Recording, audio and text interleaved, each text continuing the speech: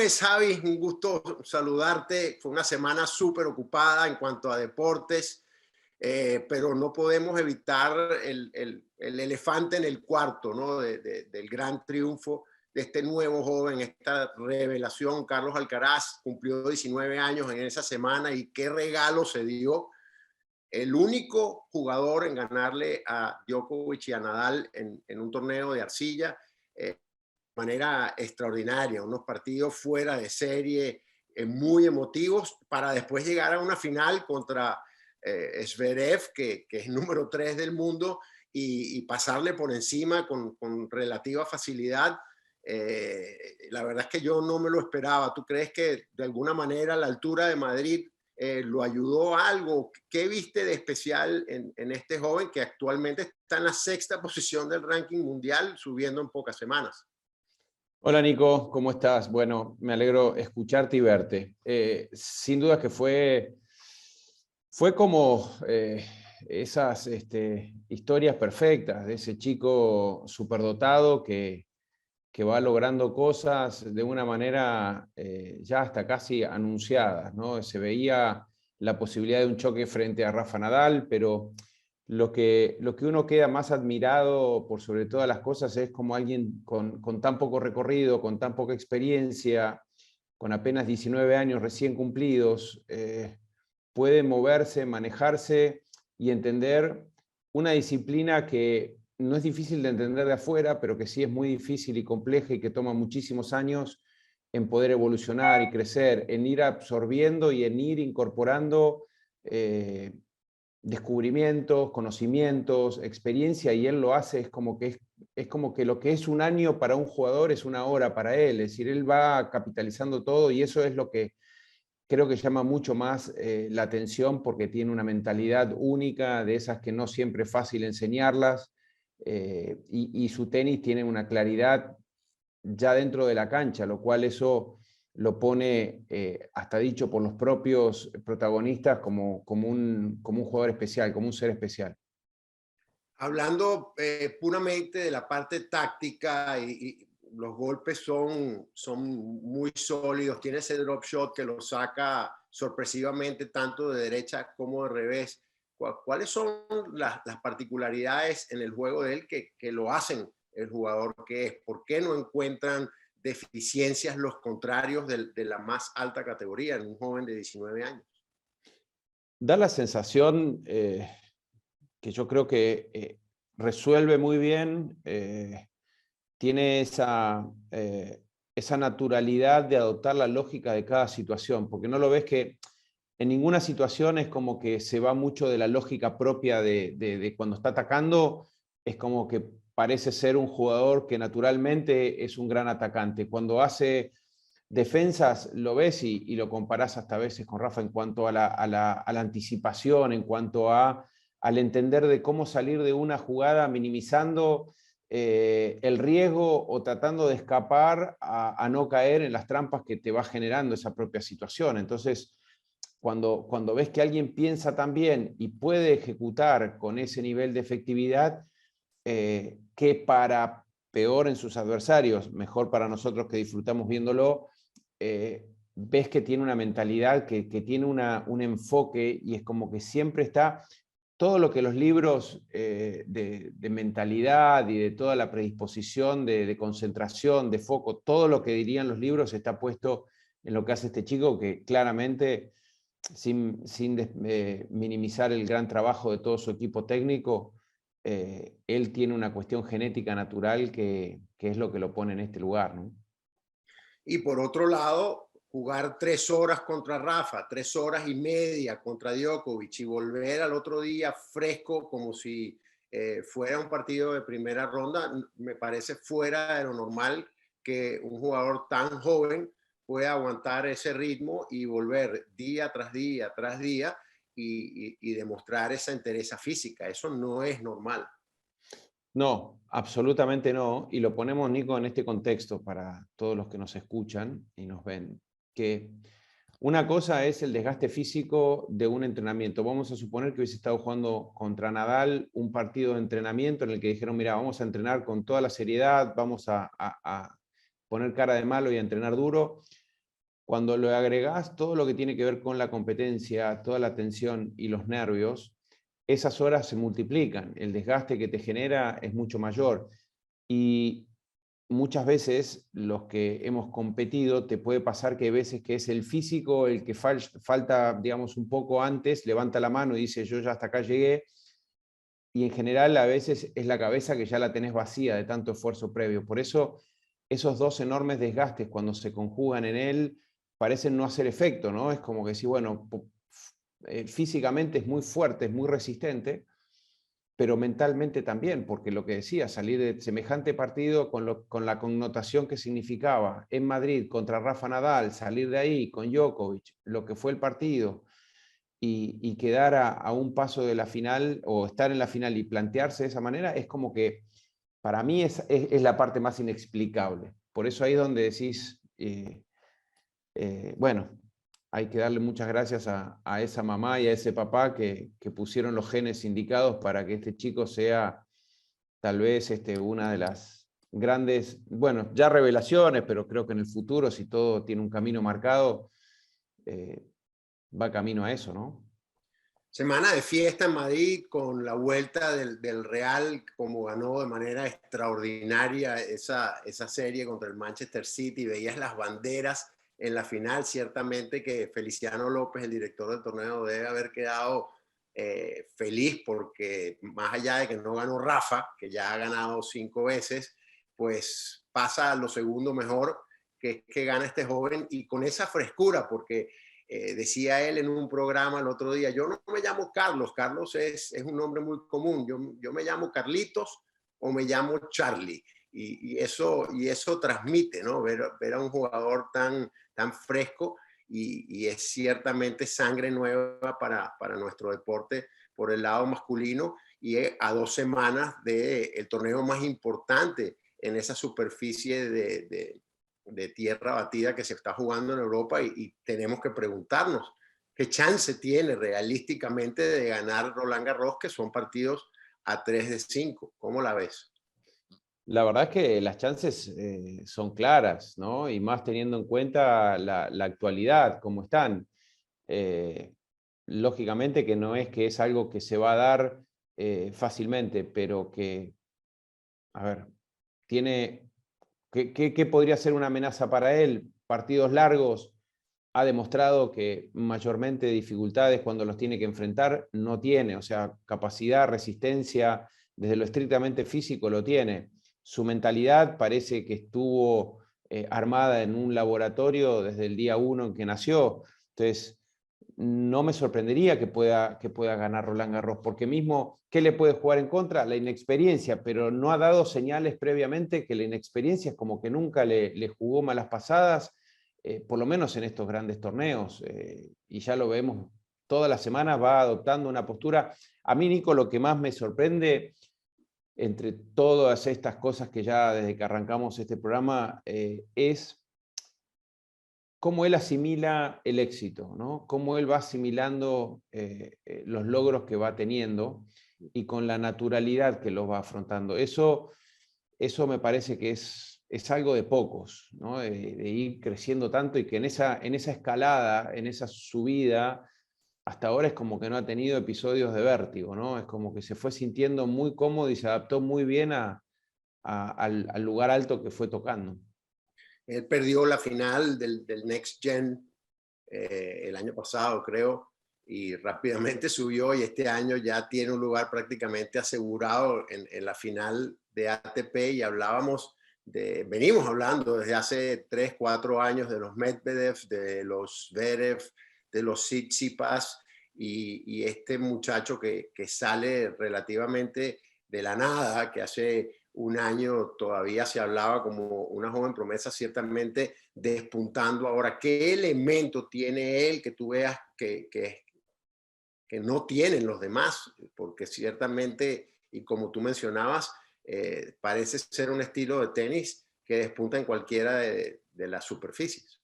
Sí, es muy versátil, tiene un juego agresivo, porque mismo en polvo de ladrillo, la tendencia de su juego en general es un tenis muy agresivo, es un tenis muy actual. Uno recordará a Rafael Nadal cuando irrumpió en el circuito y cuando ganaba tal vez su primer Roland Garros, se veía una postura claramente más defensiva que la versión más actualizada de Nadal. Él, me refiero al Alcaraz, ya de por sí tiene una posición más agresiva, es un jugador más dominante, pero que acá es donde hace, digamos, su riqueza, ¿no? Es que cuando no consigue esa situación, realmente adopta cuestiones defensivas, posiciones defensivas con muchísima naturalidad, y resiste, ¿no? Cuando no le toca ser él el que va controlando las acciones, cosa que eso en muchos casos genera desesperación, genera frustración, genera incomodidad,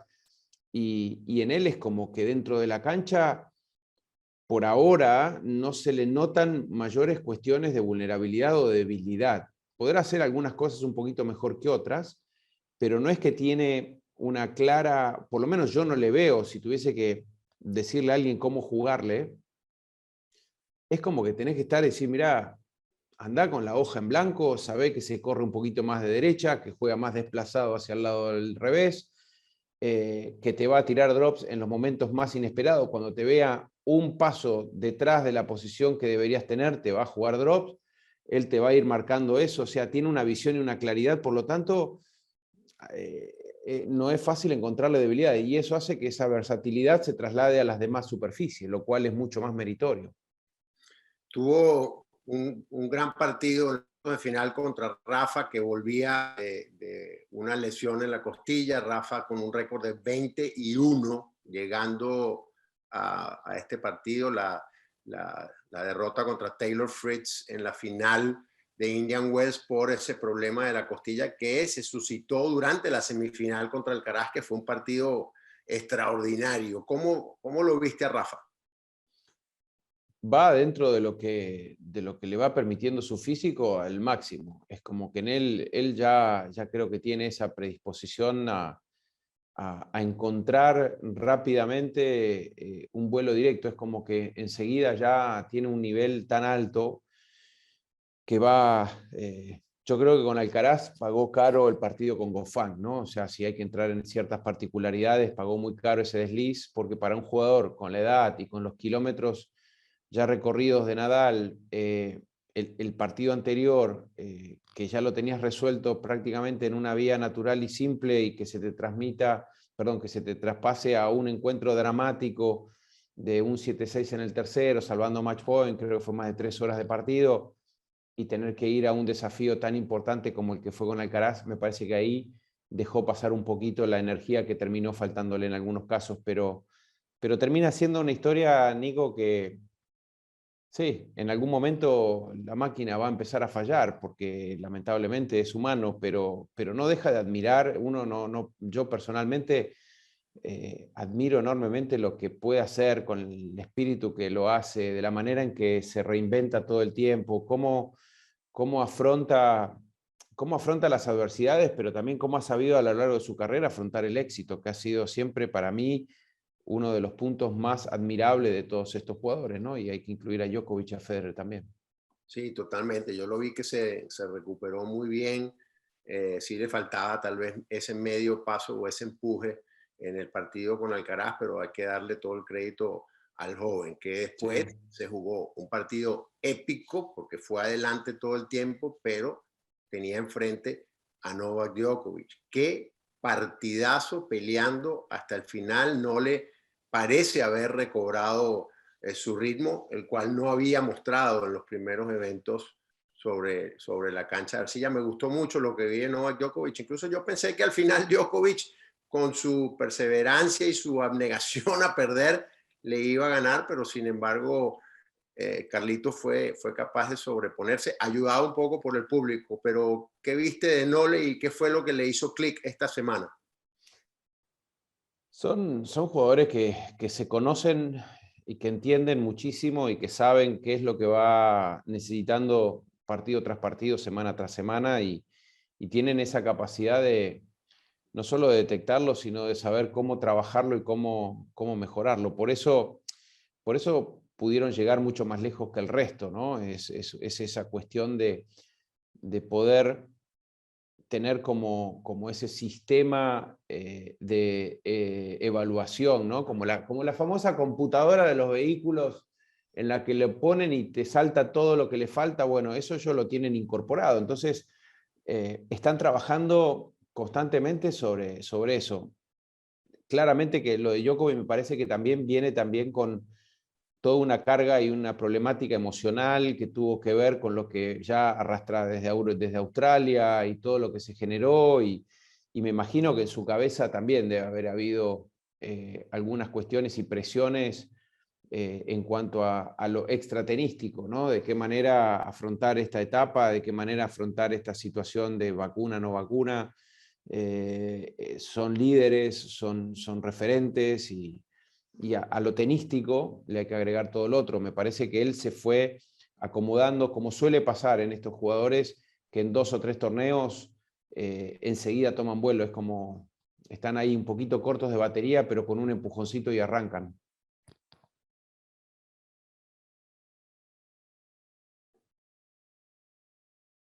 En París en un par de semanas, y esta semana se juega en Roma, que son condiciones un poquito más parecidas. ¿Qué esperas de este torneo? ¿Crees que hay alguno que no se vaya a presentar o les conviene a todos ir a jugar? Y ahí es donde están analizando cómo tienen, digamos, la parte física, la parte mental. En general son torneos que todo el mundo trata de jugarlo, obviamente. Está absolutamente naturalizada ya las ausencias muchas veces del finalista de la semana anterior, ¿no? En muchos casos, una buena actuación recordaremos también partidos épicos a veces de jugadores de finales, y eso castiga al torneo o al Master 1000 siguiente, ¿no? Esos torneos que van pegados, el segundo a veces tiene esa situación. Por lo tanto, yo creo que el tenis hoy está entretenido, se están viendo partidos espectaculares, nos estamos acostumbrando afortunadamente a tener expectativas, aun cuando los nombres no son de los 3 o 4 mejores del mundo, ¿no? O sea, hemos visto encuentros extraordinarios, el de Alcaraz con Kecmanovic, por ejemplo, y otros partidos más que fueron extraordinarios de ver, y eso hace que uno se vaya ilusionando. Parte de esta evolución me parece que se va a ir viendo mejor tenis a medida que vayamos acercándonos a Roland Garros, y como suele pasar después de tantas semanas en polvo de ladrillo, entre las expectativas, lo que genera el torneo parisino y las ganas de tener buenas actuaciones ahí, hace que el tenis termine siendo mucho más preciso, mucho más depurado que tal vez en las primeras semanas. Nombraste a Miomir Kecmanovic, con el que trabajaste un par de semanas, con el que David Nalbandian lleva ya un tiempo trabajando. Gran actuación también en el torneo de Serbia, donde perdió con Novak Djokovic, pero jugó muy bien. ¿Qué ha sido el cambio más grande que tú has visto en el juego de Kecmanovic para despuntar ya después de varios años en el circuito y siendo ahora un rival de cuidado para cualquiera? Básicamente, él entró en un periodo, de una etapa de una gran desconfianza, de muchas modificaciones, todas acertadas, pero a veces los cambios al jugador le generan mucha incertidumbre, muchos miedos, pero se sabía que era un chico que tenía un enorme potencial, que tenía una fuerza descomunal, y que era cuestión de que él se empiece otra vez a relajar, y entró en esa situación. Y digo, sabés que tenés miedo de perder con cualquiera, que no sabés si la vas a meter, que cada vez que entras a la cancha la padeces más el entrenamiento o el partido que lo jugás, pero era una cuestión circunstancial y momentánea de asimilar un poco las nuevas, no sé si directivas, pero sí, se le realizaron varias modificaciones, y hasta una cuestión también estructural dentro de la cancha, ¿no? De trabajar de una manera más estructurada no digo por rígida, sino digo desde el entendimiento. Y hablando de nombres nuevos, llevas ya un par de años trabajando con Yuri Rodionov y vi que ganó la semana pasada un título. Felicidades, cuéntanos Gracias, cómo Nico. está Yuri y en qué ha progresado y en qué nivel está para estar compitiendo contra los más grandes. Sí, yo había entrenado con Yuri en el 2020, después, bueno, la pandemia ahí afectó un poco la frecuencia de viajes. En el finales del 2020 tuvimos un corte, no continuamos juntos y retomamos. Me llamó para que lo ayude nuevamente a partir de lo que fue, hablamos antes de Australia, pero empezamos a trabajar después de Australia, en la que por suerte pudo recuperar otra vez un buen ritmo, empezar a competir otra vez a la capacidad o acercarse a lo que es su potencial, que es muy alto. Y por otro lado también acaba de ganar, bueno, un torneo ahora en su país, cosa que en Austria, cosa que hacía mucho tiempo que eso no ocurría. eh, lo que pudo lidiar con presiones de buena manera y por sobre todo, Nico, porque ganó 2 títulos Challengers en las últimas 6 semanas en 2 superficies distintas, lo cual hace que, te digo, le pasó que jugó, ganó Biel, que era en cemento, y de ahí tuvo una semana de adaptación y pasó al polvo, y cuando ves los resultados fueron bastante flojos en general, pero por sobre todo no se sentía para nada cómodo, y en cuestión de pocas semanas, y te diría que al comienzo de la semana esta que pasó, hizo un enorme cambio, y ahí es donde empezó a enganchar la onda al polvo de ladrillo y mostró una vez más su capacidad. Tiene un gran potencial y quiero que lo veas porque en el césped me parece que podemos hacer algo de ruido. Ah, sí, qué interesante. Bueno, Ojalá, es lo que yo pienso, habrá que ver si él está convencido también. Es vimos zurdo, saca con mucho slice, puede sacar muy afuera, muy abierto, volea muy bien, sube muy bien, le gusta subir, eh, se mueve muy bien, es decir, tiene muchísimas virtudes que creo que en el césped le puede ir bien.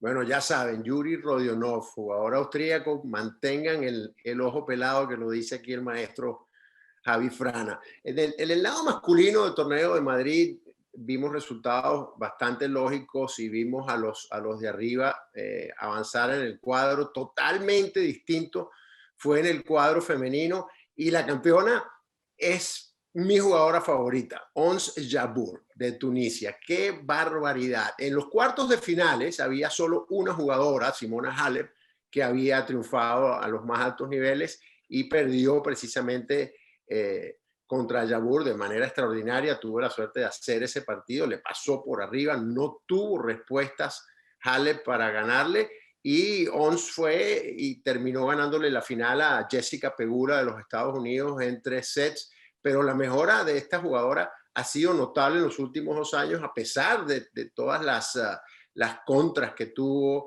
en cuanto a lo social y a lo deportivo en un país árabe. Y es verdaderamente extraordinario lo que ha logrado. Se puso mejor físicamente, pero Sí. ¿qué otra mejora viste como para ser ahora dueña de un título de WTA grado 1000? La verdad es que iba siguiendo, te digo, sin verla demasiado. No te podría sinceramente decir qué es lo que sí, tal vez lo más notorio, ¿no? Que físicamente pudo lograr una mayor capacidad atlética, logró que su cuerpo le acompañe en las necesidades de este tenis más actual, y creo que eh, cuando los jugadores se entran en esos planes de trabajo, eh, un poco como le pasó a Sakari también, antes de empezar a tener mejores resultados, ya te das cuenta que hay por sobre todas las cosas, ves de la manera en que están haciendo y lo que están haciendo, lo que puedes determinar es el nivel de convencimiento de ese deportista, ¿no? Y a partir de ahí es donde las cosas empiezan a suceder. Si uno empieza a mirar minuciosamente y si pudiese tener como, ¿no?, el seguimiento de cada jugador, que a veces lo podés pescar un poquito más en redes sociales, ves quién está metiéndose no en la frivolidad o en, digamos, en la parte más superficial de las redes sociales, sino que vas empezando a ver ¿no? Qué tan comprometido está, los entrenamientos, cada partido, cómo lo va enfrentando, cómo va asimilando, cómo va manejando esos momentos. Y en ella creo que se notaba ese convencimiento que, bueno, que tuvo que ver con un cambio físico que me parece que fue lo que le permitió sacarse un poquito esas limitaciones que tal vez podía llegar a tener su potencial. Tenemos a la actual número 1, la polaca Iga Swiatek, una jugadora que ganó Roland Garros, que ya se sabe que le puede ganar a cualquiera por su poderío. Sin embargo, sigue habiendo esa ausencia de una líder. ¿Es Iga Swiatek esa jugadora o qué ves? ¿O a quién ves como favorita entrando al segundo torneo grande del año? Y está abierto, ¿no? O sea, no, sinceramente no estoy todo el tiempo siguiendo a veces torneos un poco más chicos de WTA, pero me parece que desde hace ya progresivamente los últimos años se fue abriendo y se fue tratando de ver quién se llegaba a consolidar. Sontek, sin dudas, que mostró un enorme temperamento cuando tuvo sus primeras oportunidades de ganar un Grand Slam allá en Roland Garros hace un par de años atrás y terminó jugando las semis y las finales de una manera muy convincente, un tenis extraordinario. Y después, bueno, hay que acomodar, ¿no? La mentalidad de eso. Pero en general, Nico, yo siento que el tenis femenino también está creciendo muchísimo, está, digamos, ganando mucho más en calidad, en ritmo, las jugadoras son cada vez más completas y eso te da el perfil. Ahora, ¿quién está con la fuerza para tratar de atravesar, digamos, ese grupo que hay de 10, 15 jugadoras? La verdad es que no lo tengo en el radar. Bueno, en el radar hay un jugador muy allegado a nosotros porque es latinoamericano y ganó su primer título ATP. No me viene como sorpresa porque sé el trabajo, pero ¿cómo has visto la trayectoria y hasta dónde lo ves llegar a nuestro querido Sebastián Báez?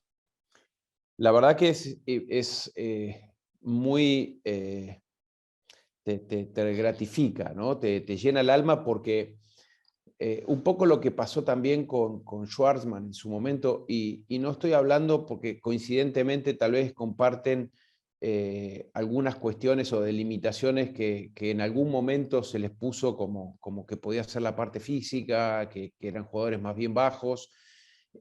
Lo de él te alegra y también por su entrenador, por Sebastián Gutiérrez, que son, o sea, es como que decís, bueno, no tenés que ser un superdotado previamente para lograr cosas. ¿Sí? El camino, digamos, está abierto para muchos prototipos de físicos, para muchos prototipos de juegos. Está, digamos, ese camino lo va a poder conquistar aquel jugador que esté convencido, que tenga un diferencial, pero por sobre todas las cosas que empiece a entender el juego. Y eso a mí en lo personal me gusta porque son ejemplos que estimulan muchísimo a los más chicos a que se animen y a que no reparen en que tienen tal o cual dificultad, ¿no? Y cuando te fijas en el caso de Sebastián, es un chico que creció muchísimo y sobre todo que pudo trabajar muy rápidamente también en su autoestima, ¿no? En el sentido de decir, bueno, ¿qué hago acá? ¿Cómo llego hasta acá? Y yo, como que él no se sentía muchas veces parte natural y es como que se fue tímidamente ganando su lugar, pero después creo que se convenció de decir, bueno, sí, acá, por eso no me sorprendió lo que puso en la cámara, ¿no? Sí. Que fue un poco, ¿y por qué yo no? ¿Por qué yo acá no puedo estar o no puedo triunfar? Y claro que sí puede estar y puede triunfar y es un verdadero ejemplo y uno lo celebra también por su entrenador, porque, bueno, uno sabe cómo llegaron hasta ahí. Bueno, esta es la tercera versión de Tenis Infinito y tu segunda aparición, Javi, muy bienvenida y esperemos que sea algo recurrente. Sabemos que estás súper ocupado. Cuéntanos tus planes para las próximas semanas o los próximos meses que tienes en vista. Toca ir a a Roland Garros a la quali con Yuri Rodionov, así que voy a estar ahí acompañándolo. Después, bueno, se verá, ¿no? En estas épocas todavía de periodos donde uno tiene que jugar qualis o los jugadores tienen que jugar qualis, no se sabe qué tanto pueden avanzar o cuánto tiempo le puede durar, y eso hace que los calendarios sean un poquito más inciertos. Y después, cuando ya se pueda, que termine la parte de polvo de ladrillo, será meterse de lleno en el césped lo máximo posible. Creo que va a ser una de las apuestas en la que se va a hacer en las próximas semanas. Obviamente Roland Garros como final de polvo de ladrillo o como intención de eso, y después al césped para seguir incorporando experiencias y conocimientos para que pueda, insisto, ¿no? Como función de entrenadores, es ayudarlo a que consiga su máximo potencial y acompañarlo en ese camino que es tan lindo y tan divertido, que tiene que ver con la superación personal. Bueno, por lo que veo vas a estar viajando mucho, Javi, pero aquí siempre bienvenido, la mejor de las suertes en esa gira, y espero tus reportes. Claro que sí, Nico, estaremos viajando un poco, pero bien. Estaremos siempre en contacto. Gracias por la invitación una vez más. Cómo no, esta es tu casa, siempre bienvenido. Placer. Esta otra edición de Tenis Infinito, fue un lujo haber contado nuevamente con la presencia de mi buen amigo y la leyenda Javier Frana. Nos despedimos y Gracias, hasta la Nico. próxima. Abrazo.